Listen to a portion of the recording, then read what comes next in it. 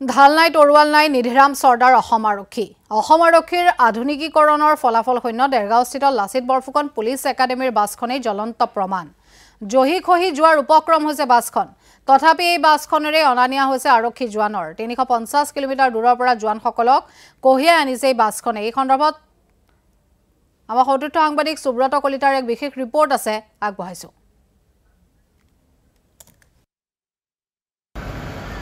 হয় নিশ্চয়কৈ ইচ্ছা কৰিলে আমি যি এই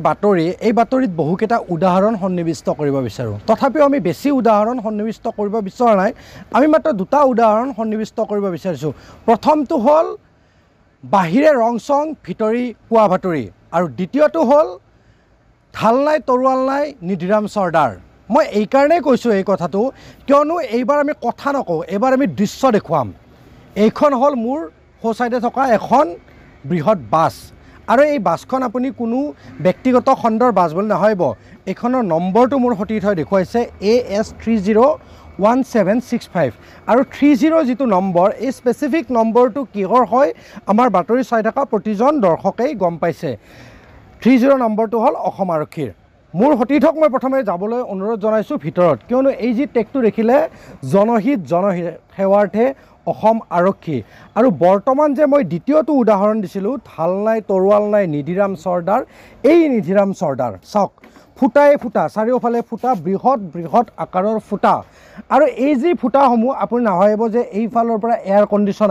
নাহে এইফালৰ পৰা এয়াৰ কণ্ডিশ্যন নাহে এইফালৰ পৰা পানী সোমাই আহে আৰু এই যিখন ছিট দেখিছে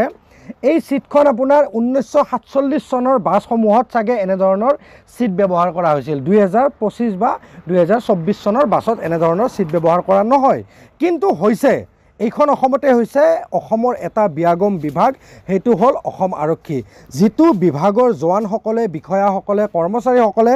দিনে ৰাতিয়ে অতন্ত্ৰ প্ৰহৰী ৰূপে কাম কৰি আহিছে তেখেতসকলে ৰাজ্যখনক সুৰক্ষা প্ৰদান কৰি আহিছে ৰাজ্যখনৰ জনতাক সুৰক্ষা প্ৰদান কৰি আছে কিন্তু তেখেতসকলৰ দৃশ্য চাব নেকি মই এখন ছিট দাঙি দেখুৱাম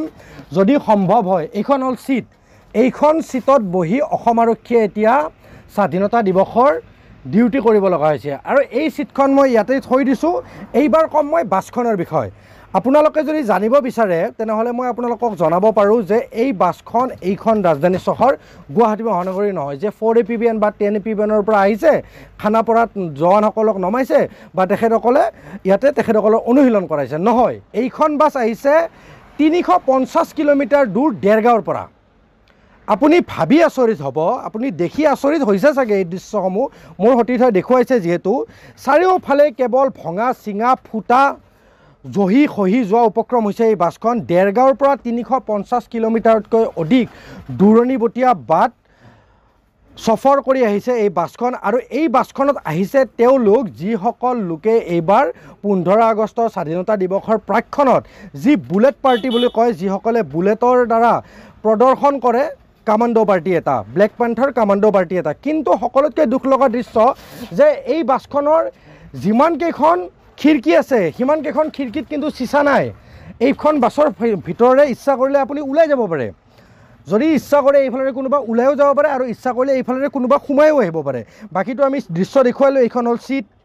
এইখন হ'ল খিৰিকী এইফালে খিৰিকী নাই এইখন হ'ল ছিট তেনেস্থলত আমি ব্যংগাত্মকভাৱে এইকাৰণে এই কথাটো ক'ব বিচাৰিছোঁ কিয়নো এখন মই পৰ্দা দেখুৱাম বাছখনৰ যি সময়ত পাঞ্জাৱ হাৰিয়ানাৰ পৰা ব্যক্তিগত খণ্ডৰ বাছ আহি অসম ৰজনজনাই ফুৰিছে অসমৰ ৰাজপথত দৌৰিছে তেনেস্থলত অসম আৰক্ষীৰ এইখন বাছ চাওক এইখন হ'ল পৰ্দা এইখন পৰ্দা নহয় এইখন আচলতে এখন টেণ্ট হাউচৰ কাপোৰ আৰু এই টেণ্ট হাউচৰ কাপোৰখন নিশা হ'লে বতাহ আহিলে বৰষুণ আহিলে এনেদৰে মাৰি দিয়ে খিৰিকীখনৰ আৰু তাৰপিছত এনেকৈ ওলাই দিয়ে আৰু এইসমূহ হ'ল বাছখনৰ সুৰক্ষাৰ দায়িত্বত থকা টেণ্ট হাউচৰ ৰছী আৰু টেণ্ট হাউচৰ কাপোৰেৰে এতিয়া অসম আৰক্ষীৰ জোৱানসকলক সুৰক্ষিত কৰিছে এই বৃহত্তৰ বিভাগটোৱে তেনেস্থলত যদি এনেদৰে এতিয়া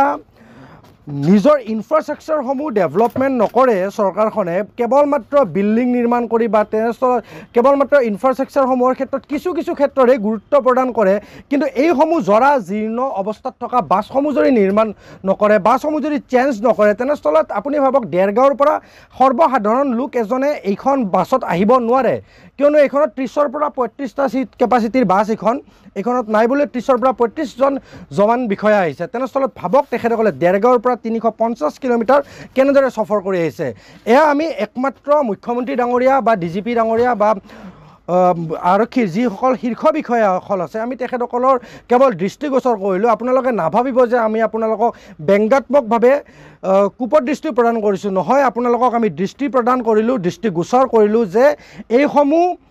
আচলতে ইনফ্ৰাষ্ট্ৰাকচাৰ আপোনালোকে চেঞ্জ কৰিব পৰা হৈছে কিয়নো এইসমূহ এতিয়া মামৰে ধৰা তৰোৱাল বা মামৰে ধৰা অস্ত্ৰলৈ ৰূপান্তৰিত হৈছে আৰু এইসমূহ বাছ লৈ বা এইসমূহ অস্ত্ৰ শস্ত্ৰ লৈ যে আপোনালোকে আগবাঢ়িব নোৱাৰে ডিপাৰ্টমেণ্টটো এই কথা স্পষ্ট